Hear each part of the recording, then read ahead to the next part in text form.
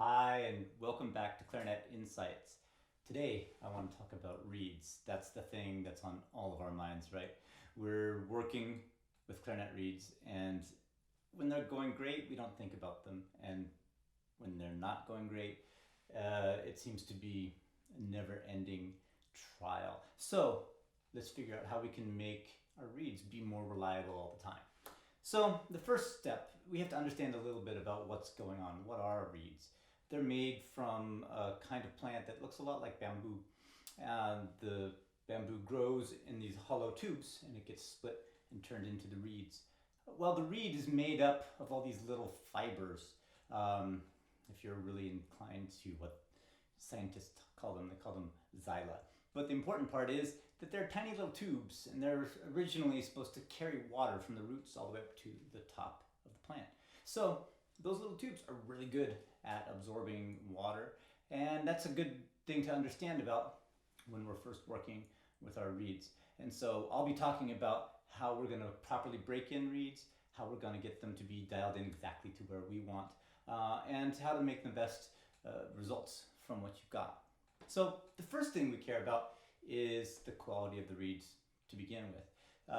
It's helpful to make sure that you've got exactly the right kind of cane, exactly the right cut of reeds. For me, I use Van Doren Roulet Peak 56. These work great for me. You have to find the thing that is dialed in right for you and your mouthpiece and the way that you play. The strength is going to be specific to you, just like your shoe size. It's dialed in for you. Make sure you're not trying to do something because you think you should have a specific number on the back of your reed. It's just what works for you with your style of playing. Now, let's talk about how we're going to take this little piece of cane and take it from something like this that was growing in the ground to something that's vibrating and making our sounds. So I like to use water. I use a little container like this to begin the process of preparing reeds to be vibrating all the time. And so when I'm first breaking in reeds, I break them in one batch at a time, and I keep them in a reed case that has humidity in here. That's an important thing. It's because once you get the reeds soaked and you get water into those xyla, into those little fibers, you don't want them to fully dry out again, or else they'll warp. Kind of like if you leave a board out in the rain and it gets wet and dries a bunch, it curls up and it doesn't stay straight. We want the same thing. Our reeds need to stay in that original shape to work their best. So I keep them in this humidified environment all the time. That's especially important if you live at high altitudes or in really dry climates, or in the wintertime when the humidity tends to go down in every place. So I like to start by soaking my reed in my water. I put the heel part, the back part in first. That's where a lot of those fibers can soak up a lot of water, and then put the vamp part in there too. So we get water all the way inside of all of those fibers to start with. And when I'm first playing on a reed that I'm breaking in, I'm going to play on it for maybe 5 minutes and then put it away. It's a hard thing to do if you're breaking in reeds and you've got one that feels especially good. But remember, the reed right now isn't used to vibrating. And if we play too much at once, we may have had that experience. We have a reed that's brand new and it's great, and we play it all day, and then the next day it doesn't feel quite right. What's happening is those fibers get so completely soaked with water that they start to rupture, and then they don't work as well. So we're just going to play for maybe 5 minutes, not very, very loud, and not past the first register of the clarinet. So just kind of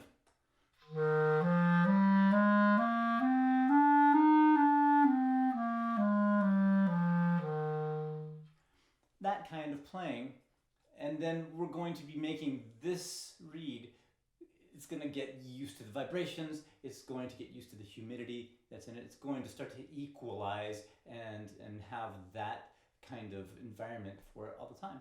And so you'll do that for 5 minutes, you'll put it back away. There's one important part too that oftentimes happens. It's an organic material, so as you're playing on it, it might tend to change. One of the things that changes the most is the back of the reed. So what we want to do is we want to put a flat back onto that after it's played for a little bit. What I have here is a piece of glass that has some abrasive on here. That's really, really good. One, the glass is good for checking the flatness of the reed. If it's nice and flat, it should stick right there with the moisture. If it falls right off, it means that your reed might have a little bit of warp on the back. And then we'll just use this motion here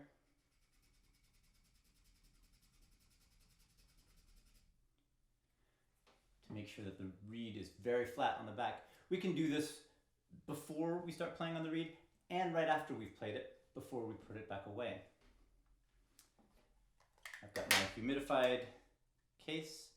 So once I've played on my reed a little bit, that reed's humidity is going to be contributing, keeping every reed in that case at that good level of moisture the whole time.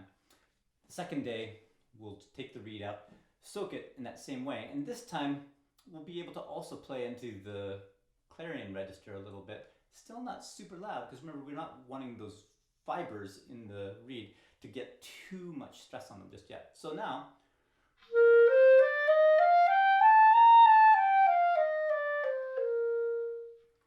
pretty gentle dynamic, not past that high C in that next day. And you'll notice as we're playing on the reeds more and more, we'll do that same process of flattening the back each time. The flat back will fit nicely against the mouthpiece, and that's going to be one of the things that makes the reed create a good seal here, and you'll notice an immediate improvement in the response of that reed as it continues. And now we're into day 3. Same thing. Soak the reed, make sure the back is flat, and now we can begin to play into the altissimo register, but still not terribly loud.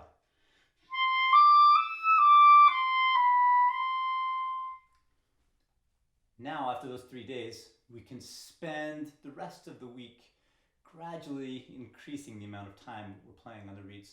So going from 5 minutes to 10 minutes, 15 minutes. Not too much at any one time. And by the end of that week, having rotated through, my reed case holds 6 reeds, and so that's how many I'm breaking in at a time. By the end of that week, those reeds should be ready for somewhat full-time playing. And when you've broken in those reeds really well like this, you can notice that they'll have a lot longer lifespan, and you can play on them for hours a day, for even as long as a month, still keeping that good vibrance in that cane, provided that you're rotating through all of them, keeping them humidified, keeping that flat back.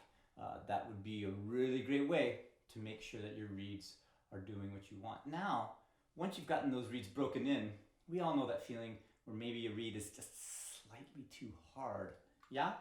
And if that happens, and that's an important thing because reeds change with temperature, right? The reed that's hard in the winter might be perfect in the summer and vice versa. And so as the season changes, that same box of reeds is going to have a large, not a large, but it has a bit of a range of the resistances that we want. And so when we find one of those reeds that might be a little bit firmer, what we're going to want to do is we're going to want to shape the contour of that reed. And you'll use for that either a reed knife, or in the case of this reed resurfacer I have, there's a little glass abrasive that I use with it. Matter of personal preference and what you use. The important part that you want to do is you use whatever your tool is to gradually scrape just a little bit of material at a time. Just a fine dusting. You're going to notice that you're not taking off very much at a time because a little bit can make a big difference. And so we'll start at the tip with a reed that is too firm, and after every time, we'll play on it just a little bit to see how that's coming along. We won't want to make too many adjustments at any one time, and we want to make sure we do those adjustments when the weather is really stable. If you're doing those when it's raining outside or at a seasonal juncture when it's going from really hot to cold, you might notice that suddenly the reed changes more than you want because you've changed the reed and the humidity has changed. These are some good ways to start thinking about how we're dialing in these reeds for ourselves.